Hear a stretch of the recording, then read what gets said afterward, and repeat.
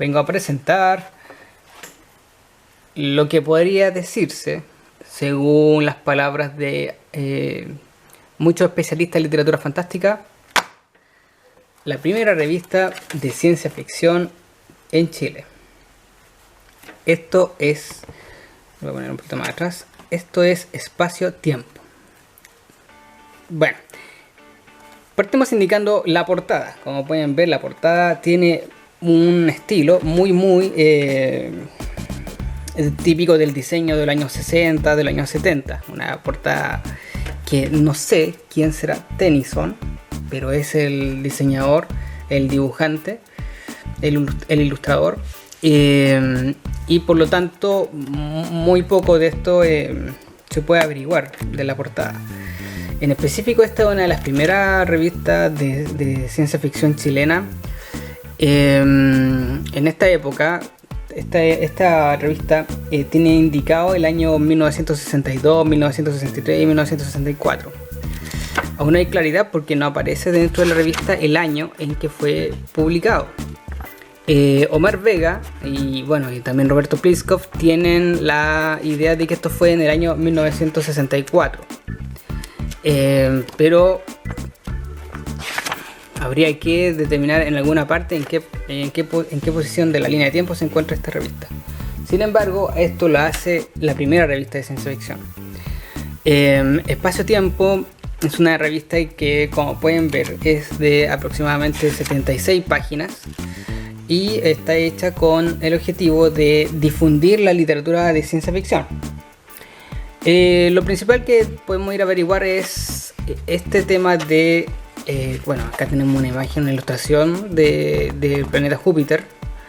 Ahí en la sombra de la mancha roja podemos ver a uno de los satélites atravesándose. Es lo que se puede obtener la época del planeta Júpiter. Pues lo que podemos ver acá que principalmente, lo primero es que Espacio-Tiempo es una publicación mensual de editorial Símbolo. Esta editorial, como pueden ver, es una editorial dirigida por Antonio Montero Abt, uno de los principales escritores de ciencia ficción chilena de la época, de los años 60, del año 70. Antonio Montero es un escritor que durante los años 60, fines de los años 60, escribió ciencia ficción y posteriormente no siguió escribiendo porque simplemente no tuvo interés en seguir haciéndolo. Fueron una serie de consecuencias que han habido en que fueron sucediéndole en la vida y que lo determinaron a no seguir escribiendo. Sin embargo, los libros que tiene han sido muy bien reseñados y por lo tanto no requieren actualmente una reseña. Quizás se la haga en un periodo posterior, pero son libros, como pueden ver, bastante gruesos. De hecho, el clásico de ciencia ficción de la época es Hugo Correa, Lo Altísimo. Y estos dos autores se conocían y se juntaron para realizar esta revista literaria. Estos dos autores, Hugo Correa y Antonio Montero, formaban parte de un grupo, de una agrupación. En ese entonces no estaba creada esta agrupación como tal, pero sí se conocían y se juntaban en una época en que la literatura de ciencia ficción era muy difícil de encontrar en Chile. Y por lo tanto los lugares donde se podía encontrar eran muy bien conocidos y muy específicos, y por lo tanto los autores, los aficionados que querían escribir ciencia ficción o que querían leer ciencia ficción sabían dónde encontrarla y con quiénes se iban a encontrar en esas tiendas, entonces en esos locales de venta. Y eso hacía que Antonio Montero se encontrara con Hugo Correa y así también con Elena Aldunate y así con Roberto Pliskov y así con para no alargar más. Eso mismo tenemos acá en esta obra. Tenemos a autores que Antonio Montero decidió incluir dentro de esta revista. Ahora, esta revista no tiene autores chilenos exclusivamente, tiene relatos que son que fueron realizados por autores extranjeros. Lo que pretendía esta revista era difundir la literatura de ciencia ficción, no servir como una plataforma para autores nacionales. Difundirla en un primer paso, porque el tiempo iba a llegar, el momento iba a llegar en que ellos iban a tener un especial de autores chilenos. Era la idea. Ahí tenemos también a Andrés Rojas Morphy, que también generó posteriormente una antología, El mundo que no veremos. Y tras esa antología, él decidiría un tiempo más tarde hacer una antología de autores nacionales solamente. Esa antología de autores nacionales hecha por Andrés Rojas Morphy, es esta de acá, antología de cuentos chilenos de ciencia ficción. Pero en esta antología no aparece Hugo Correa. Bueno, eso es una larga historia. Es un problema que hubo entre esos integrantes de la agrupación. Y en este caso Andrés Rojas Morphy no decidió incluir a Hugo Correa por motivos personales, por temas del peso que tenía Hugo Correa con respecto a los otros autores y el espacio que tenía para escribirlo. Hay que decir que esta antología fue muy difundida, sobre todo por en ese entonces Andrés Bello, la editorial Andrés Bello, y sacaron muchas copias. Entonces requería que este libro fuera un libro, una antología breve, rápida de leer y con autores, pero en este caso Andrés Rojas Morphy no decidió incluir a Hugo Correa. ¿Cuál fue la versión oficial? La versión oficial fue que Hugo Correa tenía mucho peso, tenía muchas reseñas, tenía mucha literatura, muchos estudiosos que lo tenían ya visto, y que por lo tanto no requería estar en esta antología, porque en esta antología van a estar gente que no aparecía tanto en la literatura de ciencia ficción. Pero hay otros motivos más internos que no es necesario explicitar. Volvamos a esto. Tenemos aquí a la antología, esta revista, y por lo tanto, como es una revista, tiene variados contenidos. No es solamente una revista no es solamente un conjunto de obras y de cuentos, sino que también es una revista que incluye un artículo y que incluye una carta a los que están interesados, una carta dirigida por un autor, y que por lo tanto es un contenido variado. No es una antología porque no incluye solamente cuentos. Ya, pasando al tema, vamos acá, podemos ver ya que lo principal era quiénes habían realizado esta obra, y acá tenemos la primera página, a espacio-tiempo. Espacio-tiempo, como pueden ver aquí arriba, está escrito sin mayúscula con una T sobre elevada, y que nos da una idea de una innovación en el diseño y una nueva forma de sacar, una nueva manera de sacar la formalidad. Espacio-tiempo. ¿Cuál será el motivo de la T en especial? No lo sé. Tal vez no es simétrico, pero pareciera ser que sí quieren darle esa idea, una idea de que la T es importante. Y acá tenemos el sumario. Tenemos en la editorial, tenemos de regreso a Antoine Montaigne, la autorización de Abraham Davidson, Los astros iluminan la noche de Tito Figari, La campana de Hugo Correa, La sombra huidiza de Eileen Biglat, La puerta en puerta de Guy de Angelis, y El recado del espacio-tiempo de Andrés Rojas Morphy. Este es el contenido de esta revista digital, de esta revista de ciencia ficción. Como puede notarse acá hay dos autores chilenos. Está Antonio Montaigne, que es su seudónimo, y tenemos acá a Hugo Correa. Estos dos autores van a hacer la presencia chilena en esta revista. En cuanto a literatura, porque además se tiene a Tito Figari, que es era el director del Club de Astronomía, creo, ahí lo vamos a ver después, de astronomía.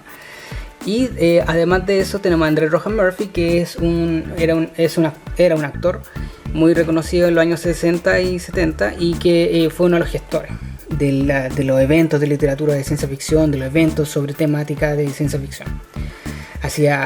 También formó parte del club de literatura y del club de literario de ciencia ficción y fantasía que se formó en los años 70. Ya, acá vamos con el editorial. La editorial es bien sencilla, es bien breve y apunta que la ciencia ficción es una literatura para personas que les gusta explorar nuevas ideas, que les gusta explorar, salir más allá de lo conocido. Y eso es lo que brevemente entrega el editor. O sea, a través de esta editorial. Aquí lo mismo le indica, aquí lo que pretendemos. Y lo que pretenden ellos mostrar nuevas versiones del universo, mundos diferentes que puedan compartir con la sociedad chilena. Acá tenemos, luego sigue el cuento de Regreso. El regreso de Antonio Montaigne. Antoine Montaigne. Ese es el seudónimo de Antonio Montero. Antonio Montero, tenía un conocimiento en francés, pero lo principal es que quería tratar de dividir su carrera literaria en ciencia ficción y su carrera literaria en el mundo habitual, porque la ciencia ficción no tenía un renombre tan importante en esa época y terminaba siendo peyorativo indicarte a ti como escritor de ciencia ficción. Por lo tanto, Antoine Montaigne era el nombre seudónimo que ocupaba para escribir libremente lo que quisiera en cuanto a ciencia ficción. De Regreso es un cuento muy largo. Es un cuento muy largo en el que se trata de una serie de astronautas que vienen volviendo a la Tierra y que de camino se encuentran con una serie de sucesos en Júpiter. Entonces deciden ir a ver qué sucede en Júpiter y qué es lo que realmente lo que está ocurriendo en ese planeta. Se encuentran con que en Júpiter hay una ciudad muy parecida a París. Entonces, en esta ciudad que es muy parecida a París, descubren un montón de gente que es francesa en sí misma, porque pareciera ser que es París trasladada desde la Tierra. A lo largo de todo el relato se va indicando que esto le acomoda a ellos lo reciben muy bien, le entregan todas las comodidades, etc. Pero dos de estos integrantes astronautas de la nave deciden volver a la nave y salir, porque les parece muy extraño todo. Mientras van avanzando la Tierra se dan cuenta de que las señales desde la Tierra no existen y por lo tanto puede que la Tierra haya sido destruida o haya estado en un estado catastrófico, y empiezan a llegar a conclusiones en las que dicen: puede que esa ciudad que vimos en Júpiter sea una ciudad real, que sea un refugio de los franceses huyendo del desastre que estaba ocurriendo en la Tierra. Así como también se le ocurre a otro que esos franceses que estaban en Júpiter son materializaciones del espíritu de cada uno de estos franceses que viajó desde la Tierra al momento de haber una crisis mundial nuclear, porque la fuerza de las oraciones, cuando los franceses iban a ver que todo el mundo se iba a acabar, empezaron a rezar, y en ese rezo fue que lograron hacer que se trasladaran en espíritu a Júpiter. Esas dos elucubraciones les quedan a ellos, y la decisión que van a tomar sobre qué hacen con su destino es lo que marca el final de esta obra. Es una obra muy larga, muy entretenida y con mucho estilo norteamericano, anglo, etcétera, como se le quiera llamar, pero un estilo de ciencia ficción clásico. Posteriormente tenemos a Abraham Davidson, que era un especialista en ciencia ficción y que tuvo mucha importancia durante los años 50 y 60. Sobre todo después, cuando derivó en escritura un poco más compleja, en compilaciones de obras y en obras más largas, y que tuvo en los años 80 y 90 también cierta repercusión. Por lo tanto, Abraham Davidson en esta época, en 1964, debió haber sido un joven de 30 quizá, o algo así, un iniciado dentro de la ciencia ficción que estaba avanzando y abriéndose paso. En este caso, acá lo tendríamos, yo lo estoy hipotetizando, yo me imagino a Abraham Davidson por lo que vi en la biografía. Pero acá tenemos la obra que se llama La Autorización. Es una obra sobre un hombre que quiere morir o algo así, y que necesita sacar burocráticamente una hora para tener su suicidio asistido. y por lo tanto es muy entretenido porque la búsqueda de tratar de ser puntual y regirse de acuerdo al orden burocrático para acabar con la vida. Al menos eso es lo que yo entendí. Finalmente, finalmente, mentira. Posteriormente tenemos El universo astronómico, que es una obra del ingeniero Tito Figari, como se puede ver acá. Acá nos dice que es acá en esta línea, director de la Sociedad de Astronomía de Chile y ex presidente de la misma. Es un especialista en astronomía, y aquí nos explica más o menos cómo ha sido el desarrollo histórico de la astronomía y su estudio.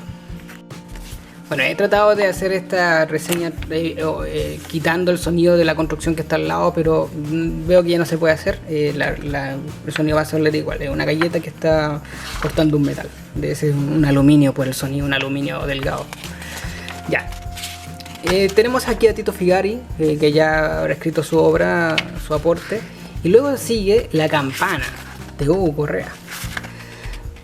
Acá dice: Hugo Correa es tal vez el escritor de literatura de anticipación más difundido del país. Sus cuentos han sido traducidos al inglés y se reproducen en los mejores magazines del país del norte. El cuento que aquí publicamos es una prueba de su ingenio y maestría en esta materia. Y debo decir que sí, es uno de los cuentos, un cuento lento, pero y melancólico, pero muy bien hecho, muy bien escrito y muy bien narrado.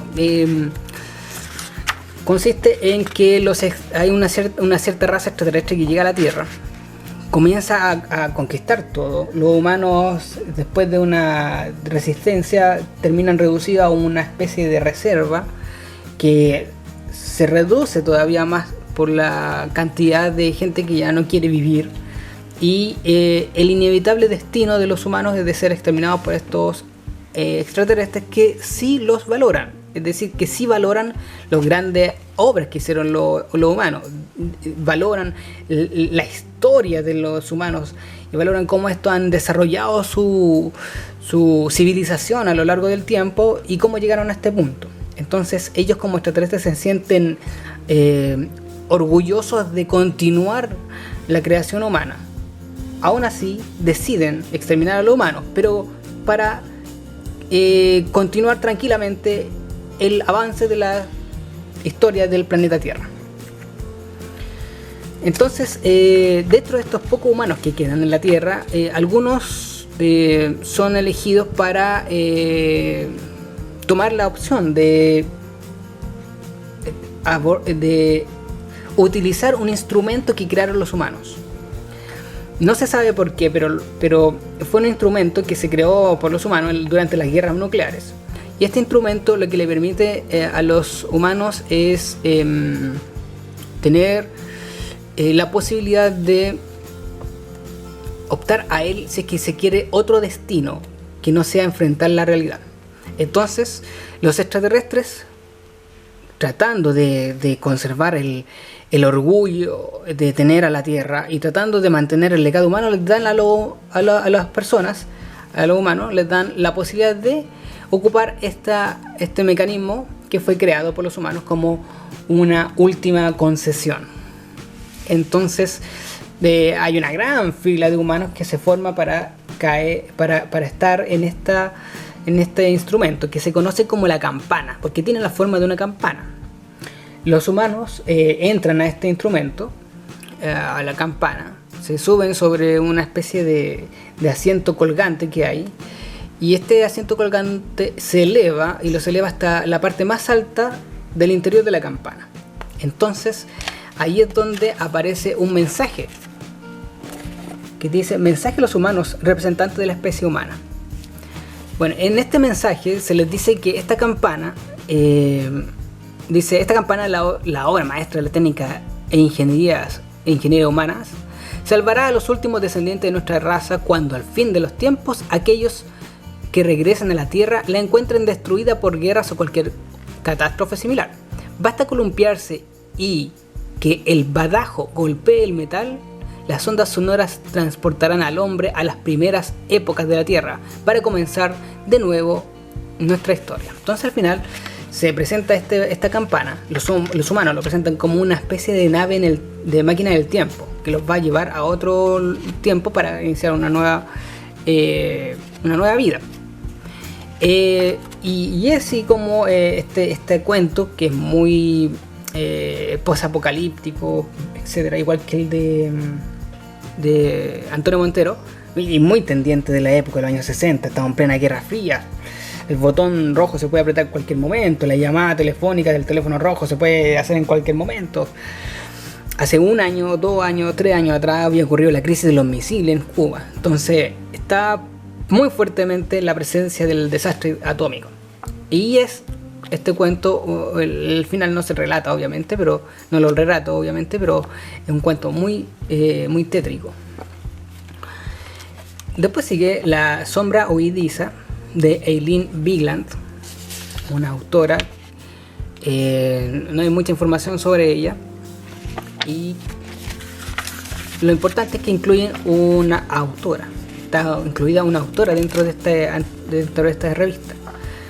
Eso es muy decidor, porque la inclusión del relato de la autora femenina no tiene el objetivo acá de presentar una unidad femenina dentro de las varias unidades masculinas, sino de resaltar la muy buena obra que escribe Eileen Bigland.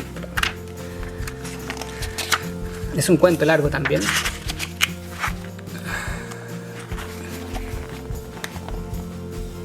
Luego de eso seguimos con Guy de Angelis, de Puerta en Puerta.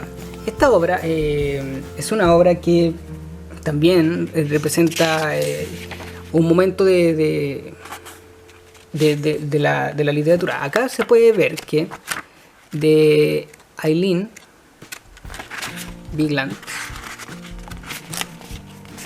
nos indican: entre las escritoras contemporáneas de lengua inglesa, Eileen Bigland destaca por la fineza de estilo y su exquisita imaginación, prueba de la cual es narración que aquí presentamos. Siempre va con esta introducción. Y bueno, no leímos la de Antonio Montero. La de Antonio Montero indicaría Antonio Montaigne, ingeniero civil, escribe una novela que se encuentra entre los clásicos de la ciencia ficción, Los Superhomos, que está acá. Los Superhomos. La narrativa inédita que publicamos encierra la atención de la mente humana sometida a los acontecimientos fantásticos de un futuro cierto. De un futuro cierto, o sea, un futuro que va a suceder. ¿Qué era? Bueno, una buena interrupción. ¿Quién era Guy de Angelis?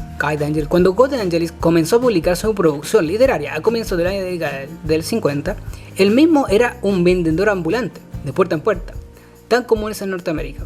Su vigoroso relato es de una sobrecogedora y vital experiencia emotiva, típica de su estilo extraordinario. Fue de Angelis. Es un cuento breve. No es breve, es muy largo. Y vamos acá. Una cosa notable acá es que nos indican quiénes son los traductores. Título en inglés: Door to Door. Traducción de Eliana Uvilla. Asimismo, el cuento de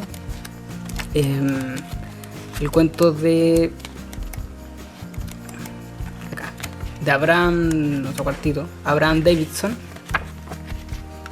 El cuento de Abraham Davidson dice: traducción del arquitecto Héctor Catalifo, o algo así.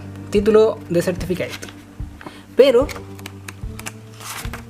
en Eileen Bigland no hay una traducción. Vamos acá, vamos a volver rápidamente. ¿Ven? No hay un indicativo de traducción. ¿Habrá escrito en español? Puede que sí, tal vez.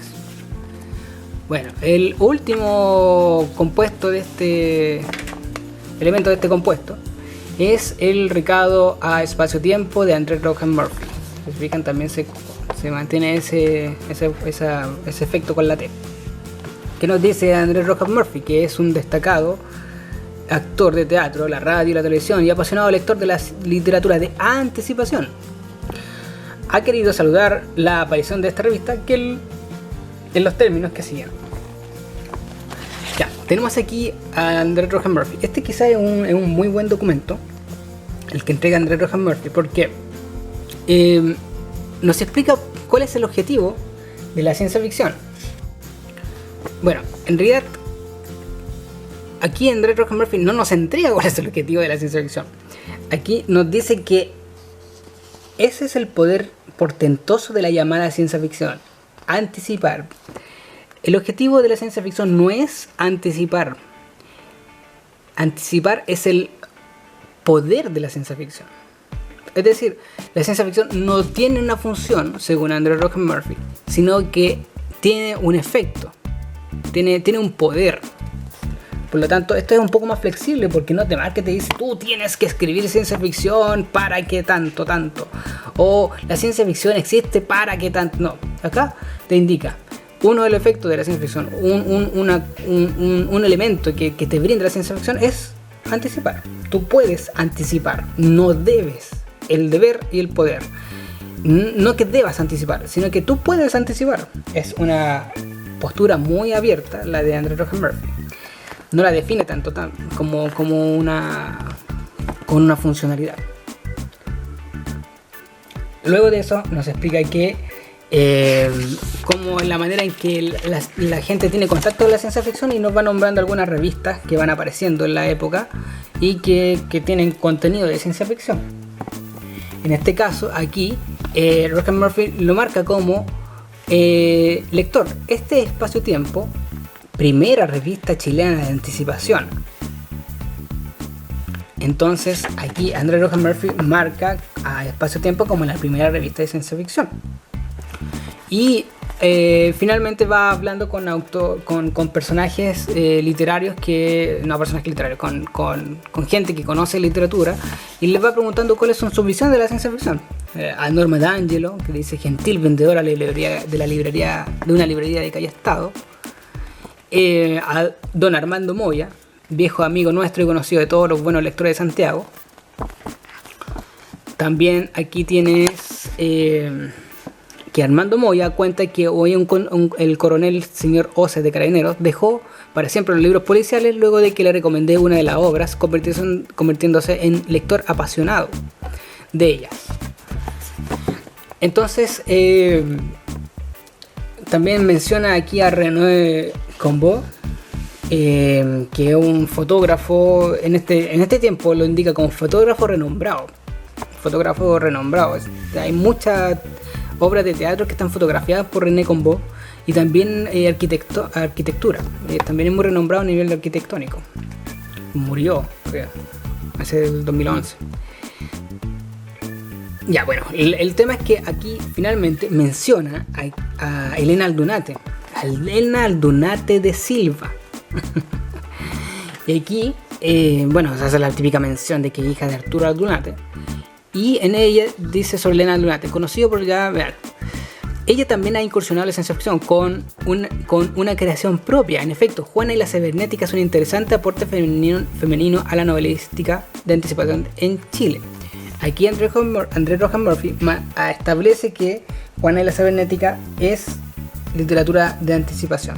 Juana y la Cibernética es un libro breve, muy pequeñito, así, más o menos de esa área, más o menos. Muy pequeñito y de 20, 30 páginas, pero que marca un antes y un después en la literatura femenina de ciencia ficción. Y Elena Aldunate es la principal representante de la literatura de ciencia ficción femenina. Además que dice que Elena Aldunate lee la ciencia ficción porque dice, lo que está diciendo Elena Aldunate, es la ciencia del futuro, distinta a todo lo que existe. E inteligentemente agrega, es una crítica al mundo que estamos viviendo. A través de sus creaciones, los autores piensan que habrá un mundo mejor que el actual, o peor, Dios quiera que sea mejor.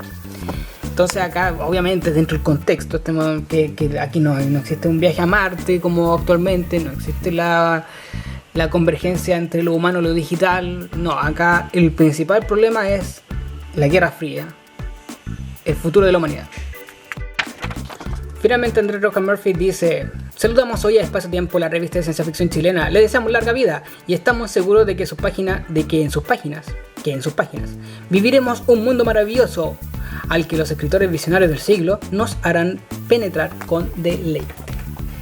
Y es así como surge la primera edición, el primer número de Espacio-Tiempo. El tema sería, ¿qué ocurrió con los siguientes números? Los siguientes números, aquí sale lo que vendría en el número 2. Tenemos aquí puede haber tigres, de Ray Bradbury. La máquina, de John W. Jakes. Lo bien que lo pasaban, de Isaac Asimov. Génesis y Catástrofe, de Roald Dahl. El universo astronómico, la Tierra, de Tito Figari, nuevamente el astrónomo Tito Figari. Sol de Medianoche, de Rod Serling. El primogénito, de Mary Armok, un integrante femenino de este grupo. Golo, de Elena Aldunate, un cuento sobre un aterrizaje en la luna, creo. Y una criatura. Mariana, de Fritz Leiber. Mariana, ¿a alguien le suena a Mariana? Me refiero a un cuento de Jorge Barait. Pesadilla con el tiempo, de Frederick Brown. Esto era lo que venía para el número 2. ¿Quién tiene el número 2? Creo que Roberto Pliskov. Sin embargo, Roberto Pliskov, recuerdo que me indicaba que él actualizó Tercera Fundación, que es un sitio especializado en ciencia ficción, y que allí compartió las revistas que él tenía de antiguas de ciencia ficción. Entre medio está, y también debe tener el número 2. ¿Por qué? Porque si revisamos el sitio de ciencia ficción, ya, estamos aquí en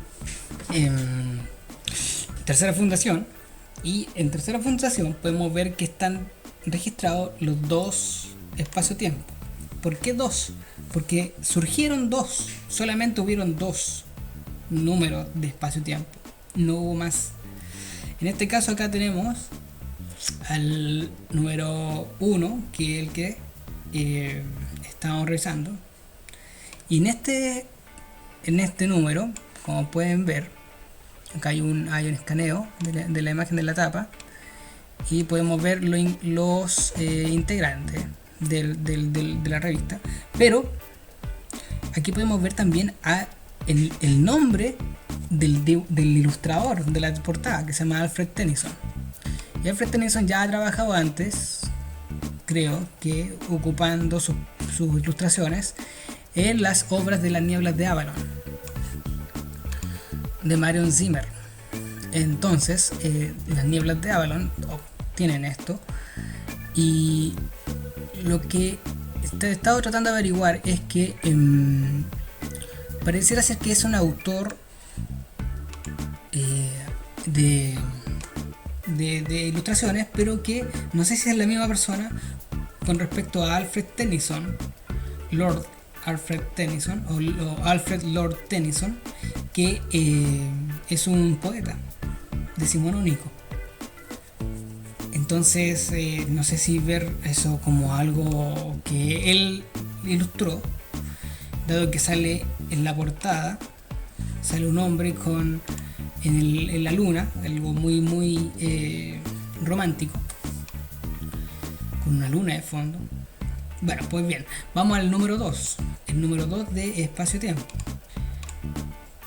Volviendo al número 2, encontramos con que en Espacio-Tiempo tenemos las obras de Antonio Montero, que salía en la lista.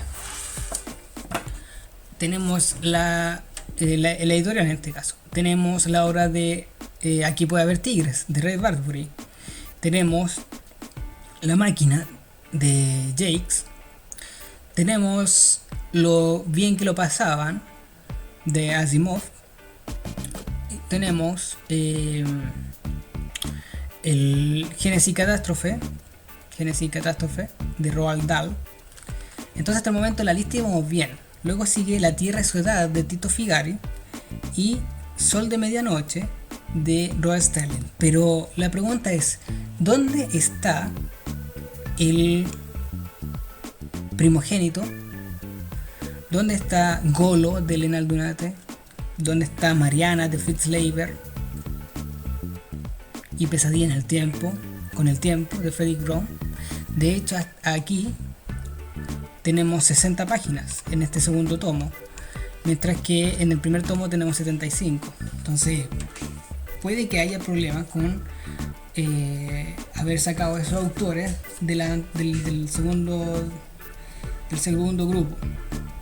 En este caso aquí, este fue entregado por Roberto Pliskov, que es el especialista nacional en literatura de ciencia ficción.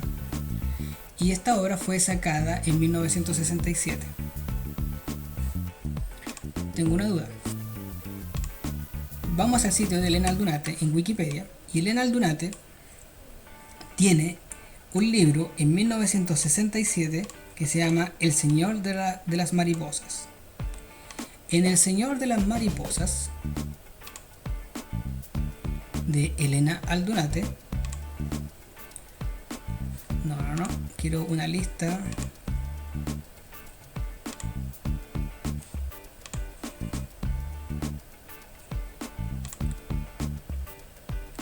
En El Señor de las Mariposas, volvemos a Tercera Fundación, y en El Señor de las Mariposas, de Elena Aldunate, nos encontramos con Golo.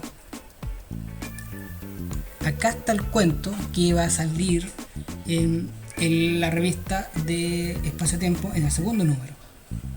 Nos encontramos con que Elena Aldunate ya ha derivado ese cuento a este libro, que es sacado por Zig-Zag.